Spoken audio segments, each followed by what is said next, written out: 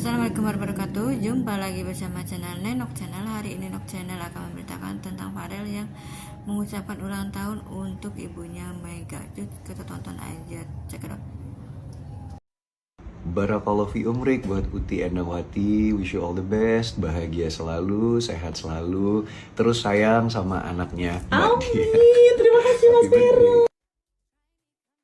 Barakallahu. Urusan dia sama Allah, tapi urusan aku adalah aku tetap menjadi orang yang ingin berbuat baik gitu, dengan niat yang baik gitu ya. Namanya hidup ya guys, pasti namanya kita berbuat baik belum tentu hasilnya baik. Itu bisa juga jadi ujian supaya kita bisa lebih dekat lagi sama Allah, meminta perlindungan sama Allah, minta dihilangkan kesedihannya.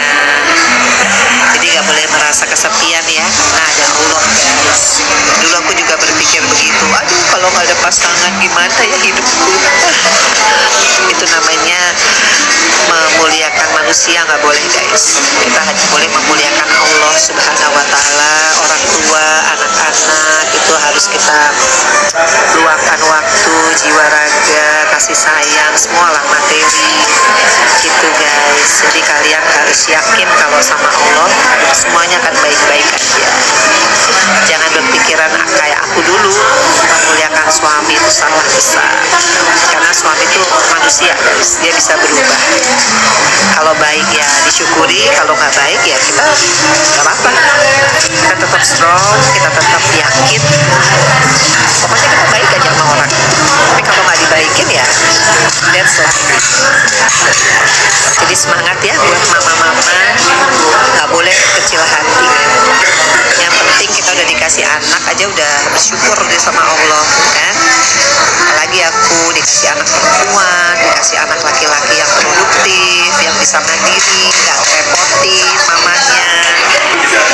Mereka nggak minta uang lagi, kayak Mas Vero tuh udah nggak minta uang sama aku dari umur berapa, 17 tahun gitu. Meskipun dia tertunda ya kuliahnya, tapi alhamdulillah sekarang kuliah lagi di Lampung sambil jadi anggota DPR, dia terus mengupgrade ya intelektualitasnya, experience-nya menjadi seorang politisi. Itu penting banget guys, jadi nggak boleh stuck gitu. Iyalah, kalau kita nggak pandai menyikapi masalah, nanti masa kita dijahatin orang kita hancur. Terus gimana nasib anak-anaknya? Karena aku ada 3 loh guys, ada Mas Vero, ada Mas Atala, ada Sania. Mereka kan masih butuh ibunya, bukan secara materi ya kalau Vero sama Atala, tapi butuh doanya, butuh supportnya, butuh nasihatnya. Jadi aku harus bangkit, aku harus terus positive vibes, harus yakin bahwa ya itulah hidup. Bukan kita yang ngatur ya guys, yang ngatur kehidupan kita adalah Allah, yang memiliki kita tuh Allah. Jadi kasih masalah kita harus memaknai, oh, kenapa ya saya ketimpa masalah, oh berarti saya kurang sholatnya mungkin ya, kurang sedekahnya, kurang baca Quran, kurang bakti sama orang tua ya, pokoknya refleksi diri lah gitu guys. Jadi buat ibu-ibu sama sekali itu, aku sering banget sekarang dengar kajian ya, kajian bagaimana kita tuh hidup sesuai dengan Al-Quran, rumah, tapi harus ada ilmu ya, ilmu agama yang baik. Kita harus mau belajar, kita paksa diri kita untuk berubah. Kayak sholat itu harus dipaksa guys, sholatnya wajib di tepat waktu, semua tabirnya dibuka. Akhirnya aku harus lebih sholat yang lebih baik, khusyuk. Kita sharing, menghargai pemberian Allah. Salah satunya tuh kita harus olahraga, jadi kita sehat, antisipasi. Aku masuk olahraganya yang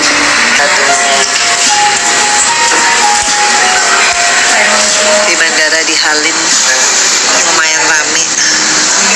Bentar lagi, kira-kira 10 menit lagi guys aku boarding. 5 harus banyak bersyukur di 2026, harus optimis, harus punya resolusi, rencana-rencana keuangan, rencana-rencana karir atau rencana-rencana hidup. Yang paling penting harus evaluasi diri. Apa yang nggak baik di 2025 harus kita benahi ya guys. Iya, aku berdua aja. Karena Mas Atala udah di Bali dan dia katanya malam ini apa tadi malam udah ke Korea. Aku nggak tahu. Mau kemana? Mau ke Bali. Aku bukan menggurui kalian loh, tapi aku hanya sharing. Karena sharing is caring. Aku kan mamanya. Doain ya, mudah-mudahan bisa umroh lagi sama Mas Feral tahun depan, supaya Mas Feral bisa menjadi anggota DPR RI yang amanah fatona. Sebagai anggota DPR RI zaman sekarang kita harus banyak apa ya, banyak sholat, banyak sedekah, banyak turun ke masyarakat, jadi banyak action ya, banyak aksinya, supaya masyarakat tuh bisa mempunyai pencerahan bahwa tidak semua anggota DPR RI itu identik dengan korupsi, dengan koruptor dan lain sebagainya. Banyak kok anggota DPR yang masih punya hati nurani, yang masih ingin bekerja untuk masyarakat tuh masih banyak. Makanya aku yakin banget kalau anak muda, generasi muda kita ini kan kita bonus demografi ya guys. Kalau kita bonus demografi itu kita harus mengapresiasi kontribusi anak muda yang masuk politik. Karena waktu aku jadi anggota DPR tuh 9 tahun, aku sering banget ke parlemen di Eropa, parlemen Jerman, parlemen di Amerika, di negara-negara maju. Mereka rata-rata tuh anak muda loh, jadi senator gitu. Jadi justru anak muda itu diberi ruang dan diapresiasi gitu. Apa yang mereka lakukan untuk negaranya tuh mereka diapresiasi dan didukung, sehingga vibes-nya tuh menjadi politisi itu udah marwahnya. Nah makanya aku selalu bilang sama Mas Feral supaya tetap yakin, semangat meskipun apapun beritanya. Yang penting kita niatnya baik, kinerjanya terukur. Ya alhamdulillah Mas Feral punya medsos ya, jadi kan bisa diukur ya kinerjanya dalam 1 tahun terakhir ini seperti apa gitu. Jadi kita support dengan kita tidak mencari-cari hal yang tidak korelasi dengan tupoksinya menjadi anggota DPR RI. Ini penting nih guys, karena media, medsos dalam hal ini pegang peranan. Peranannya adalah kalau misalkan dibesar-besarkan yang negatifnya, saya khawatir nanti anak mudanya malas berpolitik. Karena berbuat baik aja nggak dihargai. Nanti lama-lama orangnya itu-itu aja nanti di parlemen. Kan kita butuh regenerasi guys. Jadi politik yang sehat itu adalah politik yang ada regenerasinya, karena politik itu kan dinamis. Jadi kita mesti memberikan kesempatan kepada siapapun untuk berpolitik praktis, semua itu ibu rumah tangga, semua itu artis, generasi muda, organisatoris, siapa aja.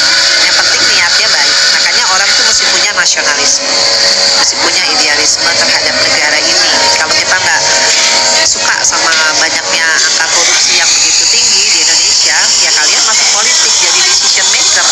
Kita kan trias politika kan, ada legislatif, ada yudikatif, ada eksekutif. Jadi ada trias politika itu kita bisa mengisi. Optimis ya Indonesia bisa benar-benar merealisasikan generasi emas 2045 kalau pemudanya benar-benar banyak yang berkiprah di politik, di eksekutif, yudikatif dan legislatif ya. Jadi kalian harus semangat ya, yang masih sekolah nih harus pintar sekolahnya, kemudian harus idealismenya harus tinggi terhadap Indonesia. Kita nggak boleh kalah sama negara-negara tetangga kita, penduduknya banyak, tapi kualitasnya harus kita tingkatkan, dimulai dari diri sendiri guys. Masa di Bali sepi? Masa sih? Kata siapa di Bali sepi? Niang liburan ke Jepang. Niang sama adik aku Rena liburan ke Jepang sama anak-anaknya sama suaminya. Kalau mau pejabat nggak korupsi, dimulai dari kita jadi pejabat.